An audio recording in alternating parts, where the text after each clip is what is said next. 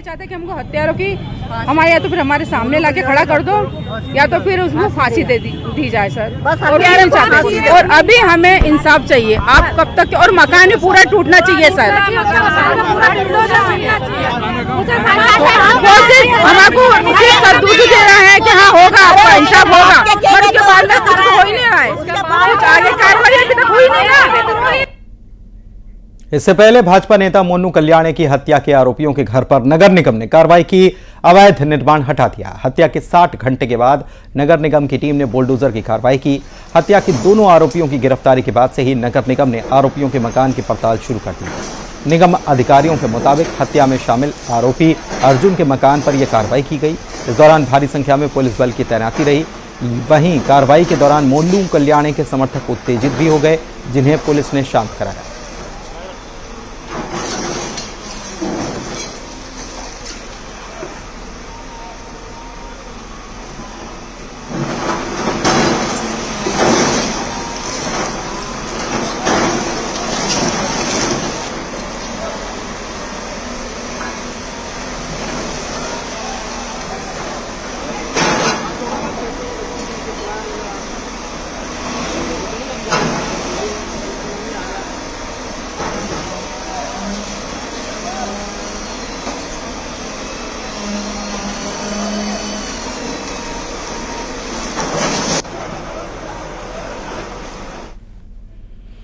खरगोन में sex racket का खुलासा हुआ है। पुलिस ने 5 युवतियों और 8 युवकों को गिरफ्तार किया है। किराए के मकान में यहां पर गैर कानूनी तरीके से यह पूरा खेल चल रहा था। मौके से आपत्तिजनक सामान बरामद हुआ।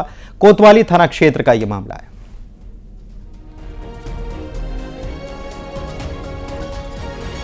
के दौरान महिला अधिकारियों के साथ में रेड की कार्रवाई की गई थी और इस दौरान वहां पर अवैध गतिविधियां होते हुए पाई गई और कुछ इस प्रकार के आइटम पाए गए जो कि अवैध तरीके से वहाँ रखे हुए थे, उनको जब्त किया गया है और उसमें 8 पुरुष और 5 महिला।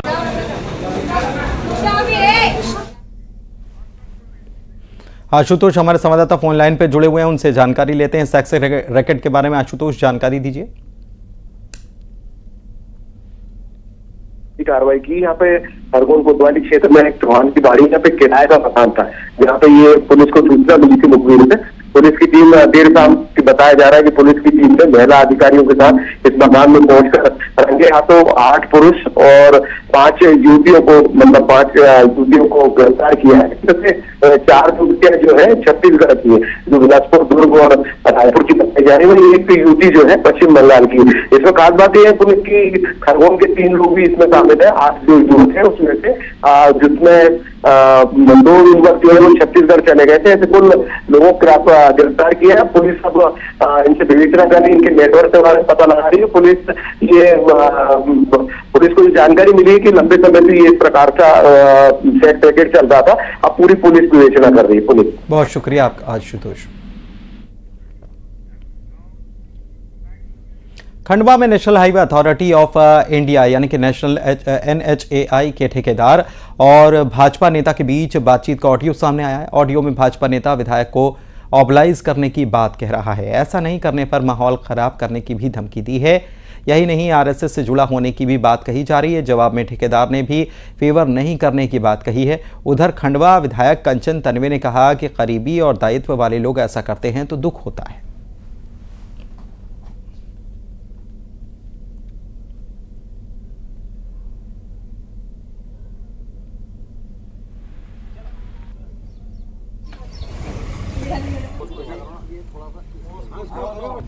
विशाल जी, एक बात बताओ मेरे को, हमारी विधानसभा में आप प्रोजेक्ट कर रहे हो।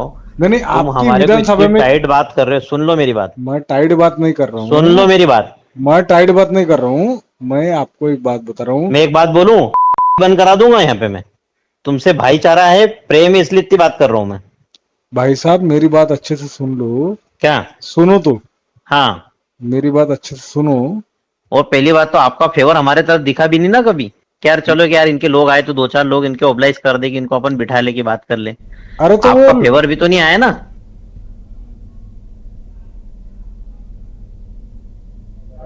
इतने बड़े दायित्व होने के बाद अगर ये छोटी मोटी चीजें आती है, और जो बात आप मुझे बता रहे हैं इस चीज का मुझे बिल्कुल भी अनुभव नहीं है, क्योंकि मैं तो सभी को भाई मानती हूँ और सभी मेरे भाई है, क्योंकि आप लोग भी मेरे भाई हो। अगर मेरे पीठ पीछे कोई ऐसा करता है तो बिल्कुल गलत है, और ये करना भी बिल्कुल गलत है कि जो किसी को डराना धमकाना, ये बिल्कुल गलत बात है। डराना धमकाना गलत बात है, पीठ पीछे कोई करता है तो ये गलत बात है, ये खुद विधायक कह रही हैं, जबकि वो ये भी कह रही हैं कि दायित्ववान लोग ऐसा करें तो दुख होता है। विधायक के करीबी का ये ऑडियो वायरल हुआ है। न्यूज़ 18 हालांकि इस वायरल ऑडियो की पुष्टि नहीं कर रहा है, लेकिन NHAI के ठेकेदार को यह धमकी दी जा रही है। खंडवा के विधायक जो हैं कंचन तन्वे, उन्होंने कहा, अमित हमारे संवाददाता फोन लाइन पर जुड़े हुए हैं, उनसे बात करते हैं। अमित, मामला गंभीर है, लेकिन अगर MLA केवल ये कह दें कि करीबी और दायित्व वाले लोग ऐसा करते हैं तो दुख होता है, इससे मामला सुलझता तो नहीं। क्या इस मामले की शिकायत खुद MLA पुलिस से करेंगी? जी बिल्कुल पुनीत जी, आज हमने जब इस पूरे ऑडियो के बारे में विधायक से बात की तो उन्होंने बिल्कुल सीधे साफ शब्दों में अपना पल्ला झाड़ने की कोशिश की है, और उनकी बातों से ऐसा बिल्कुल भी नहीं लग रहा है कि वो कोई शिकायत करने वाली है। उनका कहना था कि हम आपस में बैठकर बात करेंगे। हालांकि उन्होंने इतना जरूर कहा कि ये ऐसा अगर कोई कर रहा है तो वो गलत कर रहा है, वो ठीक नहीं है, मेरा फायदा उठाने की कोशिश कर रहे हैं, लेकिन वो अपनी तरफ से कोई शिकायत करेगी इस तरह की फिलहाल बात सामने नहीं आई है। और अगर ऐसा नहीं होता है तो इस तरह के जो लोग हैं जो अपने आप को करीबी बताते हैं माननीयों का, वो डराते धमकाते हैं इस तरह से ठेकेदारों को, और कहीं ना कहीं माननीयों का भी नाम खराब होता है और जनता के बीच भी गलत संदेश जा रहा है। शुक्रिया अमित आपका इस जानकारी के लिए। केंद्रीय मंत्री ज्योतिरादित्य सिंधिया ने माफिया को चेतावनी दे डाली और कह रहे हैं कि उनका वादा है कि गुना की जनता से हर माफिया का समापन हम और आप मिलकर करेंगे। न भू माफिया बचेगा, न राशन माफिया बचेगा, न किसी तरीके का कोई और माफिया बचेगा। आप और हम सब मिलकर इनको यहां से रवाना करने का काम करेंगे। सिंधिया ने यह बात आभार सभा में कही। वे लोकसभा चुनाव जीतने और केंद्रीय मंत्री बनने के बाद पहली बार गुना पहुंचे। मेरे पहला वचन है आपको और गुना की जनता को कि हर माफिया का समापन आप और हम मिलकर इस क्षेत्र में करेंगे। ना भू माफिया बचेगा, ना राशन माफिया बचेगा,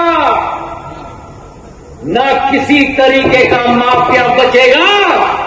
आप और हम मिलकर इनको यहां से रवाना करने का कार्य करेंगे मेरे भाइयों। कथावाचक पंडित प्रदीप मिश्रा की मुसीबतें कम होने का नाम नहीं ले रही। मथुरा में महापंचायत के बाद मौनी तीर्थ के पीठाधीश्वर और निरंजनी अखाड़े के महामंडलेश्वर सुमनानंद गिरी महाराज ने पंडित मिश्रा के खिलाफ उज्जैन एसपी और कलेक्टर और जीवाजीगंज थाने में शिकायती आवेदन देकर FIR दर्ज करने की मांग की है।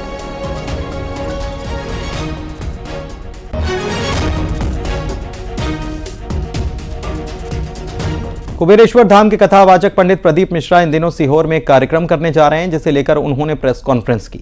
इस दौरान उन्होंने अपनी आने वाली कावड़ यात्रा और गुरु पूर्णिमा पर्व की जानकारी दी।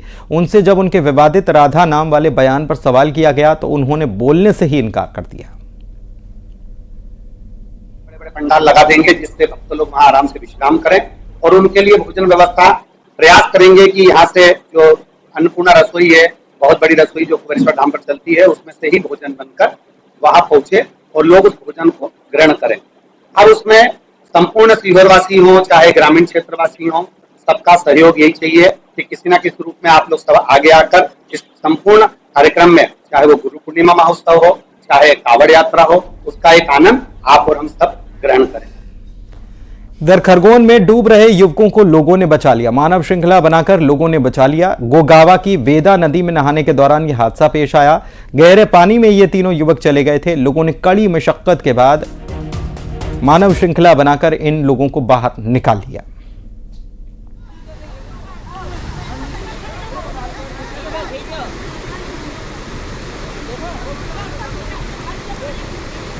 एक और कौन है?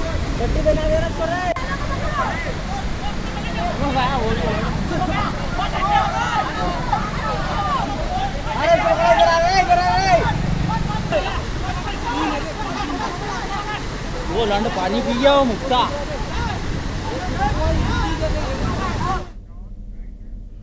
बात बिलासपुर की चाटीडीह के मेलापारा में अवैध निर्माण के खिलाफ 5वें दिन भी निगम की कार्रवाई हुई। 742 अवैध मकानों पर कार्रवाई की जा रही है। अब तक करीब 600 मकानों को जमींदोज कर दिया गया। निगम की कार्रवाई के विरोध में स्थानीय लोगों ने चक्का जाम किया। निगम की कार्रवाई से बेघर हुए करीब 50 से ज्यादा परिवार मंदिरों में आसरा लेकर रत जगह करने के लिए मजबूर हैं। बताएं कि मेलापारा में 1160 परिवार मकान बनाकर रह रहे थे और 2 साल पहले इनमें से 418 मकान के लोगों को विस्थापित किया गया था। बाकी बचे 742 मकानों पर निगम की तरफ से बुलडोजर की कार्रवाई की जा रही है। बुलडोजर की कार्रवाई का आज 5वां दिन है और 5वें दिन लगभग 100 से भी अधिक मकानों को जमींदोज कर दिया गया। आप देख सकते हैं कि इस वक्त मैं चाटीडीह के मेलापारा में मौजूद हूँ। यहाँ पर पिछले 3 दशकों से यहाँ पर जो लोग हैं वो कच्चे मकान बनाकर रह रहे थे। हालांकि नगर निगम ने इन्हें पहले भी नोटिस जारी करते हुए कहा था कि इन्हें विस्थापित किया जाएगा और लगभग 400 मकानों को लगभग 2 साल पहले यहाँ से अशोक नगर अटल आवास में विस्थापित किया गया था। लेकिन ये देखा जा रहा था लगातार कि कहीं ना कहीं विस्थापन की जो प्रक्रिया है वो पूरी तरीके से रुक गई थी। लिहाजा एक बार फिर से नगर निगम की कार्रवाई जो है बुलडोजर की कार्रवाई वो देखने को मिली। क्या मकान का दिक्कत है, बहुत ज्यादा समस्या है, पानी का दिक्कत है, बिजली का दिक्कत है। यहाँ क्या समस्या आई? बताया गया पानी का दिक्कत था। आप लोगों को मकान नहीं मिला है? नहीं। तो कहाँ अभी रात कैसे गुजारे, क्योंकि तोड़ दिया गया मकान? तो बाहर में है सर अभी। बच्चे छोटे छोटे छोटे बच्चे हैं, सब है। बिल्कुल, देखिए ये लोग हैं, इनकी मांग यही है कि अतिक्रमण की कार्रवाई निगम को करना था, लेकिन बारिश के एंड मौके पे नहीं, बारिश के 4 महीने बाद भी किया जा सकता था, या उससे पहले भी किया जा सकता था। सवाल यही है कि इनको विस्थापन की कोई व्यवस्था नहीं की गई है। 50 से अधिक ऐसे परिवार है जिनको विस्थापन किया जाना है, उनको मकान आवंटित नहीं है और वो लगातार यही मांग कर रहे हैं, लगातार आंदोलन कर रहे हैं। चक्का जाम के जरिए वो अपनी बातों को रखने की कोशिश कर रहे हैं, लेकिन उनकी मांग नहीं सुनी जा रही है। वहीं अगर हम निगम प्रशासन की बात करें तो निगम प्रशासन ये कह रहा है कि ऐसे लोगों की लिस्टिंग तैयार की जा रही है। तो उस समय सर्वे हुआ था, तब आप लोगों ने नाम लिखाया था? उस समय उसका शादी नहीं हुआ, बाद में हुआ ना, तो बाद में हुआ तो उसका घर नहीं मिलेगा क्या? कहाँ रहेगा वो? बाद में हुआ तो उसका घर नहीं मिलना चाहिए क्या? मिलना चाहिए ना। जिला प्रशासन किस तरीके से आने वाले दिनों में इन लोगों के लिए, जो पीड़ित परिवार है, जो बेघर हो गए हैं, उनके लिए क्या व्यवस्था करती है? बिलासपुर से न्यूज 18 के लिए उमेश मौर्य। सतना से खबर, सिविल लाइन चौक में मारपीट हुई। यात्री और बस कंडक्टर के बीच मारपीट हुई है। किराए को लेकर विवाद हुआ, एक दूसरे पर बेल्ट से हमला किया। दोनों में से किसी ने भी पुलिस से कोई शिकायत नहीं।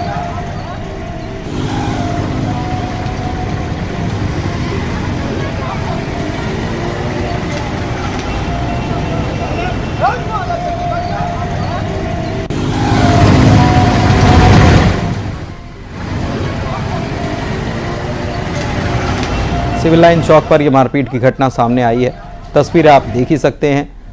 बस के कंडक्टर और यात्री के बीच ये मारपीट हुई है और बेल्ट से एक दूसरे को ये लोग मारते हुए, पीटते हुए नजर आए हैं। तस्वीरें आपके सामने। बताया गया कि किराए को लेकर विवाद को लेकर यह मारपीट हुई, लेकिन पुलिस में किसी ने भी शिकायत दर्ज नहीं कराई है। 2 यात्री बताए जाते हैं जो नजर भी आ रहे हैं। दोनों ने बेल्ट निकाल लिया। 2-3 लोग नजर आ रहे हैं। बेल्ट निकाल लिया तो कंडक्टर ने भी बेल्ट निकाल लिया और बेल्ट से ही एक दूसरे पर बेल्ट से ही हमला करने की कोशिश दूर से ही करते हुए नजर आ रहे हैं।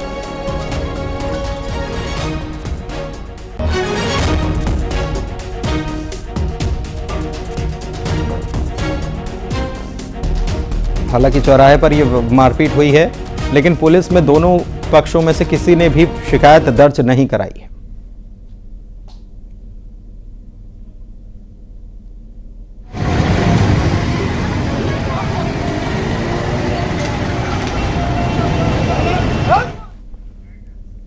आगर मालवा में दिन दहाड़े 11 साल के लड़के के अपहरण का प्रयास का मामला सामने आया।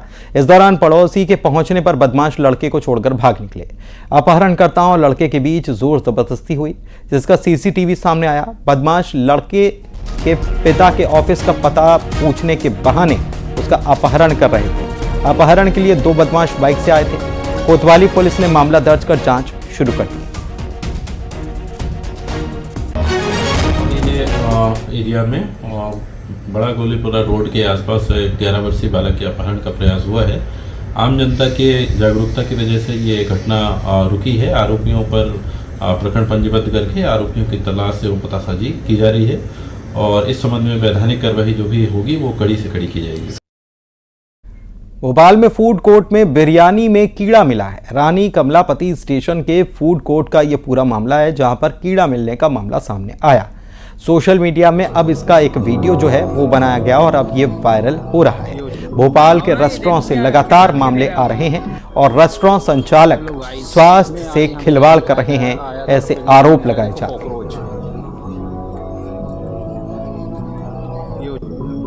देखो क्या तल के दे रहा हो तुम। हेलो गाइस, मैं आज यहाँ बिरयानी आया था और बिरयानी निकला देखो।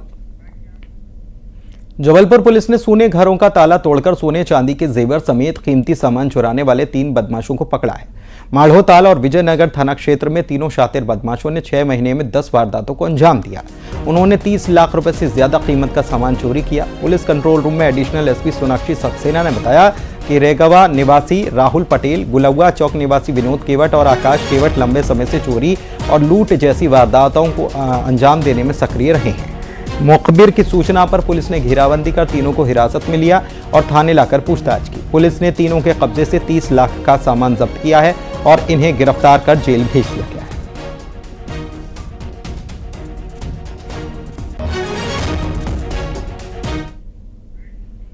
राजनांदगांव में पुलिस को बड़ी कामयाबी हाथ लगी। पुलिस ने नक्सलियों की मदद करने वाले 4 लोगों को गिरफ्तार किया। मदनवाड़ा क्षेत्र के करे कट्टा इलाके से गिरफ्तारी हुई। नक्सलियों के सहयोगियों से एक ट्रैक्टर भी जब्त किया गया।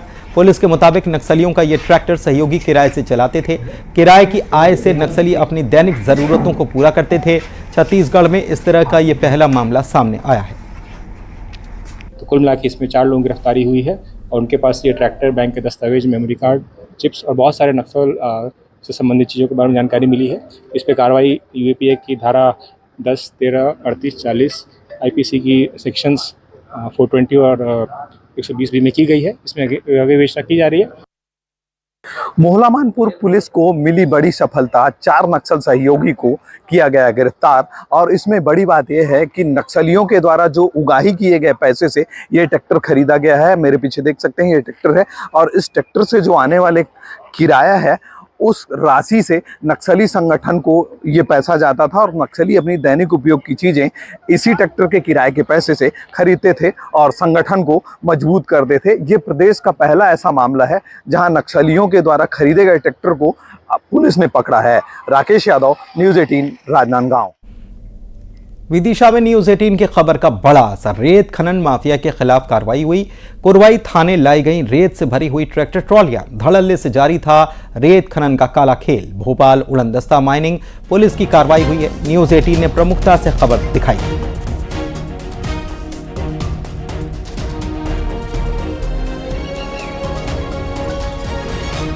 ग्वालियर के जनकगंज थाना क्षेत्र के लक्ष्मीगंज इलाके में रहने वाला परिवार इलाके के दबंगों से परेशान है। दबंग आए दिन परिवार के सदस्यों के साथ मारपीट करते हैं और रास्ते से निकलने पर धमकाते हैं। दबंगों ने जब एक साथ घर के 4 लोगों के साथ मारपीट की तो पीड़ित परेशान हो गए। एसपी ऑफिस पहुंचे और पुलिस से न्याय की गुहार लगाई। शिकायत पर सीएसपी का कहना है कि आपसी रंजिश का मामला है। एफआईआर पहले ही हो चुकी है। घटना के पीछे जो भी कारण होंगे उनकी जांच करवाई जाएगी।